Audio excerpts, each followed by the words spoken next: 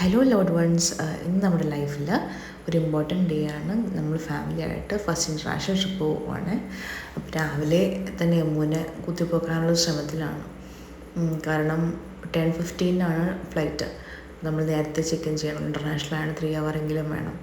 അവളെ കുത്തി പൊക്കിയിട്ട് എന്ത് ചെയ്ത് എഴുന്നേൽക്കുന്നില്ല. അപ്പോൾ ആ ടൈമിൽ ഞാൻ പാക്കേജൊക്കെ വന്ന് നമ്മുടെ ബാഗൊക്കെ ഒന്ന് റെഡിയാക്കി ഞാൻ ജസ്റ്റ് ചെറുതായിട്ടൊന്ന് ഫേസിൽ കുറച്ച് അല്ലാത്തുള്ള മേക്കപ്പൊക്കെ ചെയ്ത് കഴിഞ്ഞപ്പോഴത്തേക്കും അവൾ എഴുന്നേറ്റ് വന്നു. ഫ്ലൈറ്റിൽ പോകാമെന്ന് പറഞ്ഞപ്പോഴത്തേക്ക് വേഗം എഴുന്നേറ്റു.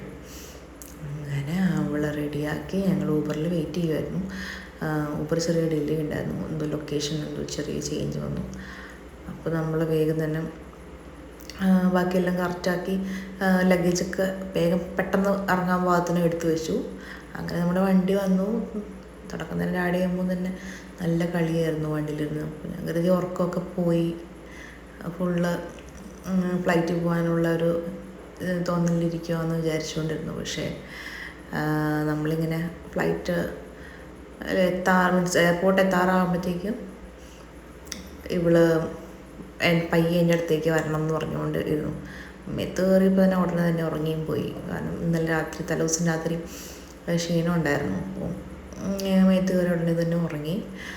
ഞങ്ങൾ ബാക്കി ഇങ്ങനെ കാഴ്ചകൾ കണ്ടുകൊണ്ട് ഞങ്ങളും വളരെ എക്സൈറ്റഡ് ആയതുകൊണ്ട് നമുക്ക് ഇതുപോലെ ആദ്യമായിട്ട് മുന്നിപ്പോൾ 4th ബർത്ത്ഡേയുടെ ടൈമിൽ തന്നെ നമുക്ക് പോകണമെന്ന് ആഗ്രഹം ഉണ്ടായിരുന്നു. അങ്ങനെ ആഗ്രഹിച്ച് നമ്മൾ പോകുന്നതാണ് ഈ ഒരു ട്രിപ്പ്. ഇപ്പോൾ ഇൻ്റർനാഷണൽ സൈറ്റിലേക്കുള്ള ആ ഒരു ബ്രിഡ്ജിലേക്ക് നമ്മൾ കയറി എയർപോർട്ട് കണ്ടു. നമ്മൾ ആകെ എക്സൈറ്റഡായി ഞങ്ങൾ രണ്ടുപേരും. എമ്മു നല്ല ഉറക്കത്തിലായിരുന്നു. അവിടെ എത്തിയപ്പോഴത്തേക്ക് എഴുന്നേറ്റു. പിന്നെ ട്രോളിയിൽ കയറിയിരിക്കണം എന്ന് പറഞ്ഞുകൊണ്ടിരുന്നു. അങ്ങനെ ആൾ ഹാപ്പി ആയിട്ട് ബാഗ് ചെക്കിന് വേണ്ടിയിട്ട് നമ്മൾ കയറി. പെട്ടിയുടെ മുകളിലൊക്കെ ഇരിക്കുമ്പോൾ നല്ല രസമായിട്ട് ഇരിക്കുന്നുണ്ടായിരുന്നു. പിന്നെ എയർപോർട്ടൊക്കെ കണ്ട് ഒത്തിരി എൻജോയ് ചെയ്തു. അവിടുത്തെ ലൈറ്റ്സും അവിടെയുള്ള ഓരോരോ കാര്യങ്ങളൊക്കെ ഇങ്ങനെ അവൾ സൂക്ഷിച്ച് ഓരോ ക്വസ്റ്റ്യൻസൊക്കെ ചോദിച്ചുകൊണ്ടിരിക്കുമായിരുന്നു. അവരെന്താ ചെയ്യുന്നത്, അവരെന്താ നോക്കുന്നത്. പിന്നെ ഇതൊക്കെ കണ്ടപ്പോൾ അവൾക്ക് ഭയങ്കര ഇഷ്ടമായി. നല്ല രസമുണ്ടായിരുന്നു എന്ന് പറഞ്ഞു, നല്ല ഭംഗിയുണ്ടെന്ന് പറഞ്ഞു. അങ്ങനെ ബാഗേജിൻ്റെ സ്ഥലത്ത് നമുക്ക് കുറച്ച് ഡിലേ വന്നു. ആ സമയത്ത് എൻ്റെ ഷൂ ചെറുതായിട്ടൊന്ന് പൊട്ടി ഞാൻ അറിഞ്ഞത്. പിന്നെ ഞങ്ങൾ കറൻസി എക്സ്ചേഞ്ച് ചെയ്തു. ശ്രീലങ്കൻ മണീസാക്കി. കുറച്ച് കൊച്ചിയിൽ മാറുന്നതാണ് കുറച്ചുകൂടി നല്ലത്. പിന്നെ നമ്മൾ ബോർഡിങ്ങിൻ്റെ ടൈം അവനേക്കാൾ മുന്നേ കുറച്ച് വെയിറ്റിംഗ് ഉണ്ടായിരുന്നു. അന്നേരം ഞാൻ മുന്നേ ഫീഡൊക്കെ ചെയ്തു, ഫുഡൊക്കെ കൊടുത്തു. ആൾ വയറൊക്കെ ഒന്ന് ഓക്കെ ആക്കി. പിന്നെ ബോർഡിങ്ങിൻ്റെ ടൈമായി. ബോർഡിങ്ങിൻ്റെ ടൈം കയറുന്നതിനേക്കാളും മുന്നേ അവിടെ നിന്ന് പുറത്ത് നിന്ന് ഫ്ലൈറ്റൊക്കെ ഇങ്ങനെ വീക്ഷിക്കുന്നുണ്ടായിരുന്നു ആൾ. ഇത്രയും വലുതായിട്ട് വലിയ സൈസിൽ ആദ്യമായിട്ട് കാണുന്നതിൻ്റെ ഒരു എക്സൈറ്റ്മെൻറ്റ്. അപ്പോൾ എൻ്റെ അടുത്ത് ചോദിച്ചു, ഇതാണോ ഫ്ലൈറ്റ്, ഏതാണെന്നൊക്കെ ചോദിച്ചുകൊണ്ടിരിക്കുകയായിരുന്നു. അപ്പോൾ എല്ലാത്തിനും കുറേ ഇങ്ങനെ വൈ ക്വസ്റ്റ്യൻസൊക്കെയാണ്. നമ്മൾ വെയിറ്റിംഗ് ഏരിയയിൽ വെച്ചിട്ട് ഒരു കുട്ടീനെ കൊണ്ട് നമ്മൾ പോളറോയിഡിൽ ഫോട്ടോ എടുപ്പിച്ചായിരുന്നു. അപ്പോൾ അതൊക്കെ പിടിച്ചുകൊണ്ട് പോവുകയാണ് ആൾ. അത് ഇങ്ങനെ കളറ് വരുന്നതൊക്കെ നോക്കിയിരിക്കുമായിരുന്നു. ഒരു ഫാമിലി ഫോട്ടോ കിട്ടി. അങ്ങനെ നമുക്ക് ബോർഡിങ്ങിൻ്റെ ഒരു പ്രോസസ്സിലേക്ക് നമ്മൾ കടന്നു. നമ്മൾ അതുപോലെ ഗുഹയിലെ കൂടെ കയറിപ്പോയപ്പോൾ ഭയങ്കര ഇഷ്ടമായിരുന്നു ആൾക്ക്. അങ്ങനെ നമ്മൾ കയറിയപ്പോൾ തന്നെ ക്യാബിനും കൂടെ പറഞ്ഞു എമ്മുവിൻ്റെ ഫസ്റ്റ് ഫ്ലൈറ്റാണ്. അപ്പോൾ ആദ്യമായിട്ട് സീറ്റിലിരിക്കുന്നത് ഒരു ഫോട്ടോ ഒക്കെ എടുത്തു പോളറോയിഡിൽ. അതൊക്കെ ഭയങ്കര ഇഷ്ടപ്പെട്ടു. എന്നിട്ട് അത് പിച്ച് കീറാനൊക്കെ ട്രൈ ചെയ്തപ്പോൾ ഞാൻ വാങ്ങിയപ്പോൾ ഇഷ്ടപ്പെട്ടില്ല. അപ്പോൾ അതിൻ്റെ ഒരു സങ്കടം കാണിച്ചു. പിന്നെ അവിടുത്തെ ഇൻസ്ട്രക്ഷൻ ബുക്കൊക്കെ എടുത്ത് പേപ്പറൊക്കെ എടുത്ത് വായിക്കാമെന്ന് വെച്ചാൽ ചുമ്മാ പടമൊക്കെ കാണിച്ചിട്ട് എന്നോട് ഇങ്ങനെ ചോദിക്കും, ഇതെന്താ അങ്കിൾ ഇങ്ങനെ ചെയ്യുന്നത്, എന്താ ചെയ്യുന്നതെന്നൊക്കെ പറഞ്ഞുകൊണ്ട് ഓരോന്നും ഭയങ്കര കെയർഫുള്ളായിട്ട് നോക്കി മനസ്സിലാക്കുക. അപ്പോൾ ഞാൻ എനിക്ക് പറ്റുന്ന പോലെ അവർക്ക് മനസ്സിലാവുന്ന പോലെ ഓരോന്ന് ഇങ്ങനെ പറഞ്ഞു കൊടുക്കാനായിട്ട് ട്രൈ ചെയ്തു. ഇതുപോലെ മാസ്ക് തരും അങ്ങനെ ഇങ്ങനെയൊക്കെ. അപ്പോൾ അതിലും കുറേ ക്വസ്റ്റ്യൻസൊക്കെ ചോദിച്ചു. അപ്പോൾ അങ്ങനെ പറഞ്ഞു വിട്ടു. അങ്ങനെ വണ്ടി എടുത്തു, ഫ്ലൈറ്റ് എടുത്തു കഴിഞ്ഞപ്പോഴത്തേക്കും ആളുടെ ഫസ്റ്റ് ഒന്ന് ചെറുതായിട്ട് ഇങ്ങനെ ഒരു വൈബ്രേഷനൊക്കെ വന്നപ്പോൾ ഇച്ചിരി ചെറുതായിട്ടൊന്ന് പേടി. പക്ഷെ നമ്മുടെ മുഖത്തേക്ക് നോക്കിയപ്പോൾ ആൾക്ക് ഓക്കെ ആയി. ആദ്യത്തെ എക്സ്പീരിയൻസ് ആയതുകൊണ്ട് തന്നെ ബെൽറ്റൊക്കെ ഇട്ടിരുന്നു കേട്ടോ. തന്നെ ബെൽറ്റ് ഇടാനൊക്കെ പഠിച്ചിരുന്നു. പിന്നെ മുകളിലേക്ക് കയറി കഴിഞ്ഞപ്പോഴത്തേക്കും ഇങ്ങനെ ക്ലൗഡും ഈ സ്കൈയൊക്കെ കണ്ടപ്പോൾ ഞാൻ ഇങ്ങനെ പറഞ്ഞു കൊടുത്തു. എൻ്റെ കളേഴ്സൊക്കെ ഞാൻ ഇങ്ങനെ ചോദിച്ചു എന്ത് കളറാണെന്നൊക്കെ. പക്ഷേ ഇപ്പോൾ വൈറ്റാണ് എന്നൊക്കെ പറഞ്ഞു. അതൊക്കെ ഭയങ്കര ഇഷ്ടപ്പെട്ടു. അവൾ ചോദിച്ചു ഈ വിൻഡോ തുറക്കാൻ പറ്റില്ലേ? അപ്പോൾ വൈറ്റ്, ഇപ്പോൾ പറയുന്നു വൈറ്റ്, ഈ വിൻഡോ തുറക്കാൻ പറ്റില്ല, അപ്പോൾ അകത്തേക്ക് കൂടി വരുമല്ലോ, ക്ലൗഡൊക്കെ നമ്മുടെ അടുത്തേക്ക് കൂടെ വരുമല്ലോ എന്നൊക്കെ ചോദിക്കുമായിരുന്നു. ക്ലൗഡ് നമ്മുടെ അടുത്ത് കൂടെ ഇതും കൂടി തുറക്കാൻ പറയുമായിരുന്നു. ഒരു ഷട്ടർ തുറന്നു കഴിഞ്ഞാൽ മറ്റേ ഗ്ലാസും കൂടി തുറക്കാൻ, നമ്മുടെ കാറിന് തുറക്കുന്ന പോലെ. അങ്ങനെ ഓരോ തമാശയൊക്കെ പറഞ്ഞ് നമുക്ക് കളിച്ചിരിക്കുകയായിരുന്നു. പിന്നെ കുറച്ച് കഴിഞ്ഞപ്പോൾ ആൾക്ക് മനസ്സിൽ ഇത്രയൊക്കെ ഉള്ളൂ. അപ്പോൾ പിന്നെ ലൈറ്റ് വരുന്നതൊക്കെ എൻജോയ് ചെയ്തു അതിൻ്റെ അകത്തേക്ക് കൂടി. അത് കഴിഞ്ഞിട്ട് പിന്നെ ആൾക്ക് ഓക്കെ ആയി. നമ്മുടെ ബണ്ണിയെ കൊണ്ടുപോയിട്ടുണ്ടായിരുന്നു, അതിനെയൊക്കെ വെച്ച് ഇങ്ങനെ കളിക്കുമായിരുന്നു. പിന്നെ ഞാൻ സീറ്റ് ബെൽറ്റ് ഇരുത്തി. നമുക്കാകെ 1 hour ഫ്ലൈറ്റേ ഉണ്ടായിരുന്നുള്ളൂ. നമ്മുടെ ലൊക്കേഷൻ വരുന്നത് ശ്രീലങ്കയിലേക്കാണ് നമ്മൾ പോകുന്നത്.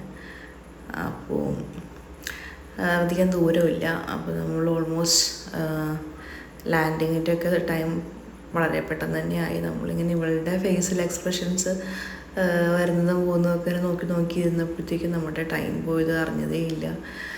ഇവരുടെ എനിക്ക് ഇങ്ങനെ ഇമ്പോർട്ടൻ്റ് ആയിട്ടുള്ളതൊക്കെ ക്യാപ്ചർ ചെയ്ത് വെക്കണം ഭയങ്കര ആഗ്രഹമാണ്. അപ്പോൾ പിന്നെ അത് സൂക്ഷിച്ച് വെക്കുന്നതും എനിക്ക് ഇടയ്ക്ക് കാണുകയും വേണം അവരെങ്ങനെയായിരുന്നു.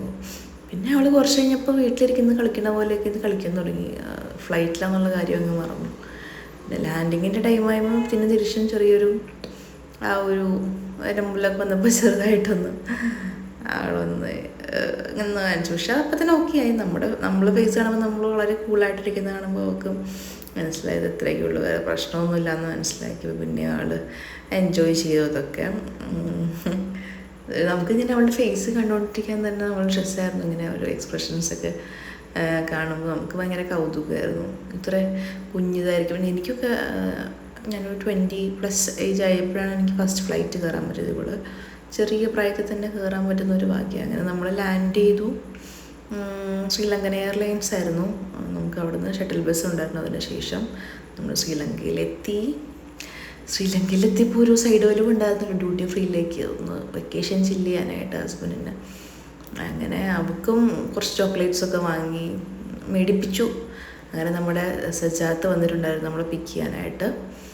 റിസോർട്ടിലേക്ക് കാറ് ഏർപ്പെടുത്തിയിട്ടുണ്ടായിരുന്നു.